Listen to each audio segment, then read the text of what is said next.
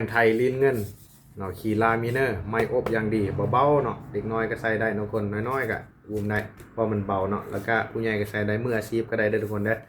อเฮาขายมีแต่ราคา 2,000 บาทเด้อ1,400,000เนาะบ่แม่นเฮาขายถูกแล้วคุณภาพบ่ดีแต่เพราะหลายคนถามเฮาอยู่เนาะว่ามันม่วนบ่หยังนะเฮาตั้งขายราคาทรงราคานี้ทุกคนนะมาฟังมึกเสียงเลยเนาะ